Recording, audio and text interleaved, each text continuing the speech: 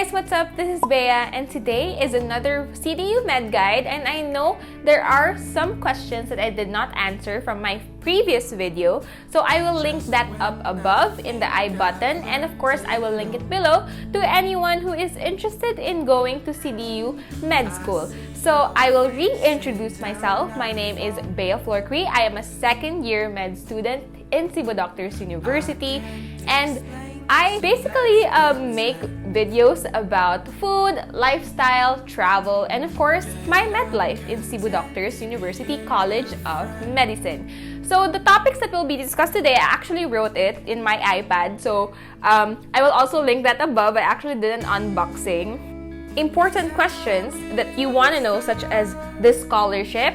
You want to also know about the Dean's Lister, the College Scholar, University Scholar. We have that every year. We are also going to be talking about the orgs, such as the ALSA and then the core. There are two orgs in our school. We're also going to talk about the CDU Med Council, since maybe some of you are interested in joining. And of course, we will be talking about the dorms around the school.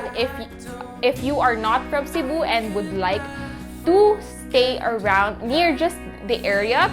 And of course, we will be talking about the current situation right now in this pandemic. If you are ready for that video, get yourself a cup of coffee, get yourself some tea, and chikahan na tayo ngayon. So, first things first. I feel like there is a particular person that asked me about the scholarship in CDU, and I would also like to address that. There are a lot of different types or kinds of scholarships that you can get, because I know medicine is quite expensive, especially in CDU.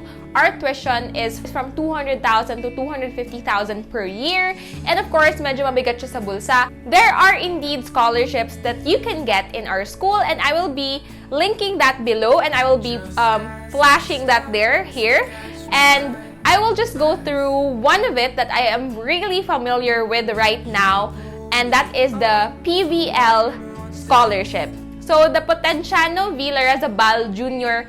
Scholarship is actually a scholarship that you can get once you are already in med school. And I was particularly interested in this one because I was actually aiming for this scholarship, but I failed to read one requirement that I needed, and sadly, I did not get the scholarship. Basically, the gist of this scholarship is that as long as you maintain an 85 grade in med school, you are qualified, and if your general weighted average during your undergrad years is 1.75 and above, you are qualified automatically for the scholarship once the grades have been released at the end of the semester. You will be paying the CDU fee still, but after that, example, you got to avail the scholarship because you were so good at first year medicine, they will actually give you a refund of the tuition. And I feel like that is the most amazing thing because it is 100%. I think the biggest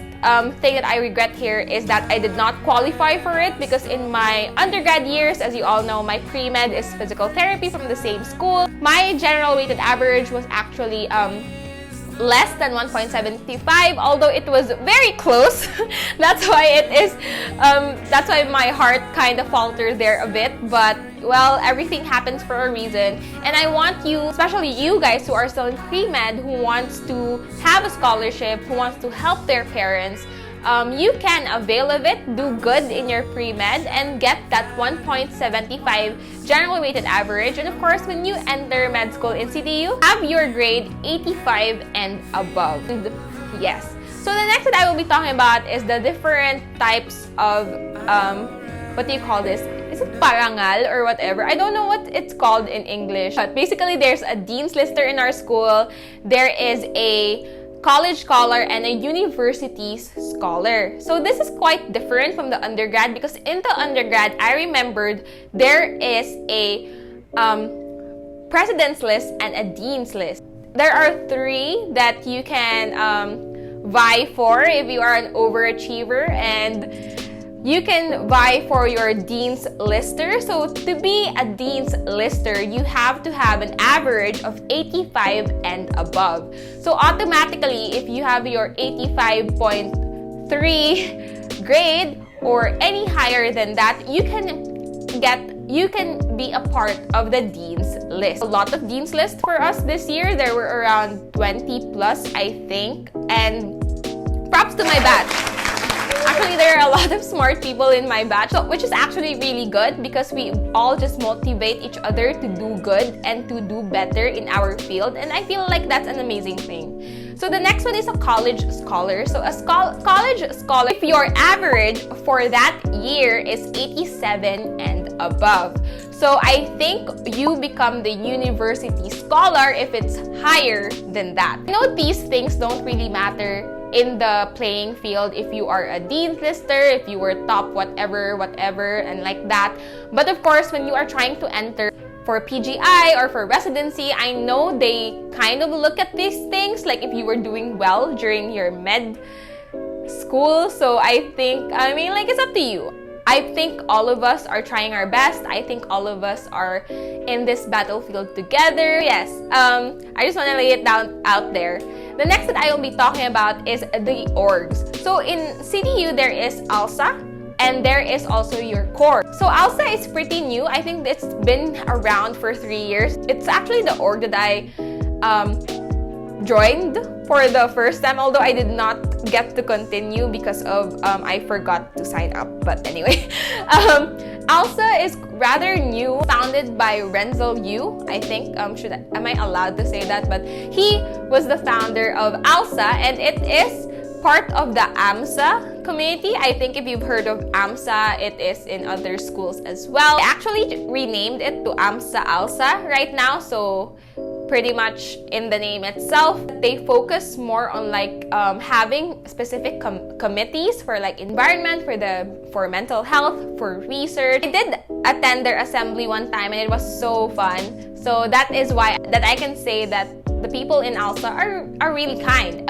Core is just as amazing as ALSA, and Core has been there for a while, and they actually do a lot of medical missions. So I think that is one thing that is most amazing about Core. As early as first year, they actually try and teach their members how to do stitching. So that's very interesting because yung mga tuli missions and whatnot, the medical students are able to observe and see those specific procedures. And I think that is amazing. And I know during their initiation, they did a lot of they did a workout thing, and then they're also really passionate about the community. So I think it's up to you if what organization that you want to join. Do I recommend that you join an org?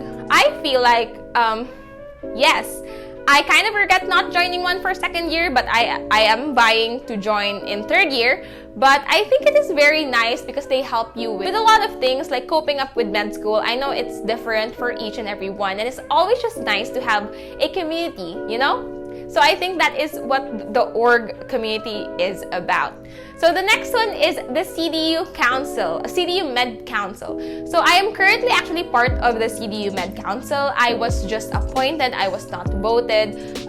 There is an appointed committee for the council, and there is the one that you vote for. So basically, our president right now, hi Renz, shout out, is a third year medical student. And of course, part of his team are also a bunch of third year med students. So from the secretary to the treasurer and whatnot, there was a voting actually at the end of the year. So any upcoming third year will be voted in or can qualify to be a president, a vice president, and whatnot to the community. And then other than that, there are appointed members. So the appointed members are usually like for the sports committee, for the fundraising committee, for the APMC committee, or if you don't know what APMC means, Association of Philippine Medical Colleges. So there is also a separate community for that, or committee for that rather. So yes, I am currently the APMC, oh my god, I don't even know, APMC, so here is me frantically looking at what my role in life is. Ganun ako ka, this is really how I am.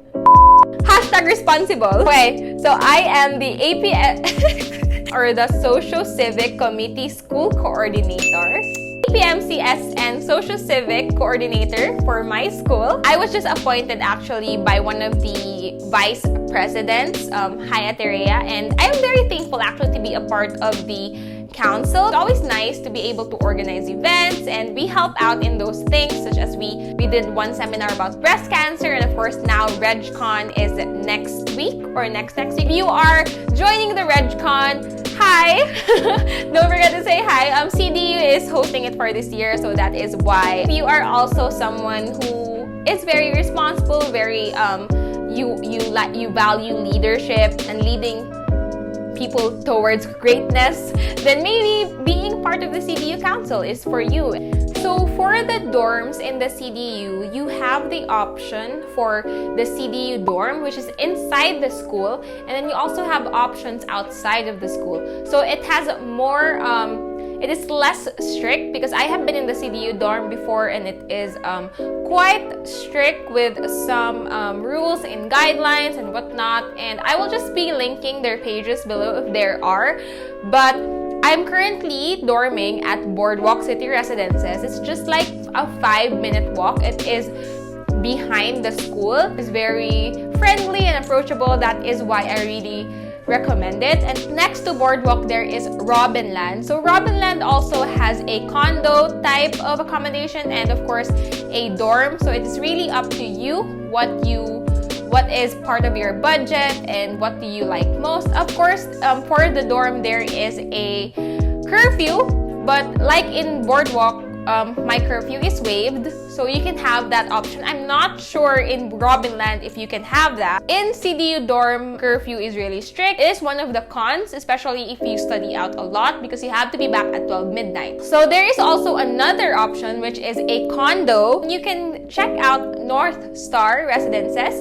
I will be linking all of what I'm saying down below. And yes, so basically I can't really say any pros and cons with all of this accommodation because I've only tried out CDU dorm and of course Boardwalk. The last topic that I would want to talk about, which is a bit controversial, is it? But the current situation now in this pandemic, and it was actually announced that we will be doing another online semester. So we can't really do anything about it, but it's something that frustrates us as well because we are medical students. We need to be hands-on, especially all of the PDR things that we are missing, such as being in the hospital, being able to really interview patients. That is something that was taken from us because of the pandemic. And of course, we really can't risk our students' lives, right? Just to go to the hospital, it is very much risky, and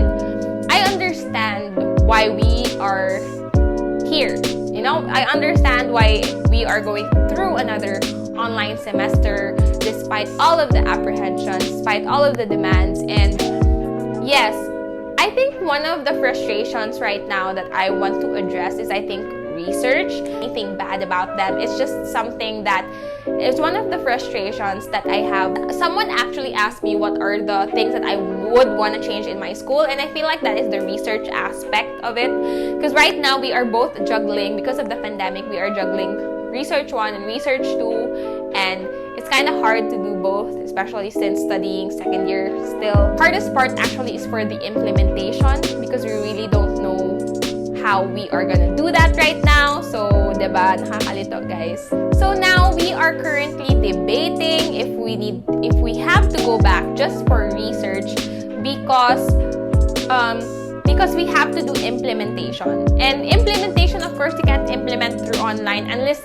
it is first year, because first year research is descriptive. But for us second years, it is experimental, so we really have to go there and do our testing ourselves in the laboratory. And it's so hard, especially in my group, because there's only one person in Cebu and she is doing everything for us. And of course, it is kind of unfair to her part that she is doing all of that effort. And even if we wanted to, like I wanted to go back to Cebu just for research, it's really such a hassle. You have to pay for your flight, you have to pay for your accommodation, and then you're only going to be staying in Cebu for like 2 weeks, and then you have to go back home, or unless you want to stay there. It's really a dilemma right now, and I think this is one of the things that frustrates all of us. I don't think research is such a hassle. I actually think that research is a very important part of life. This is how we discover the COVID-19 strain. This is how we discover the vaccines, through research. And I think that is really important. That is really beautiful. And I feel like with research, we should really give it importance, give it something that motivates the researchers to do it, and not just do research because they want to pass, right? So yes, basically I will end this video here. This is getting quite long, and thank you guys for listening. I hope you learned something from today's video. I'll catch you guys when you enroll at Cebu Doctors University College of Medicine. Thank you guys for watching. Don't forget to like and subscribe, and I'll catch you guys on the next one. Bye! Of course, it's something that frustrates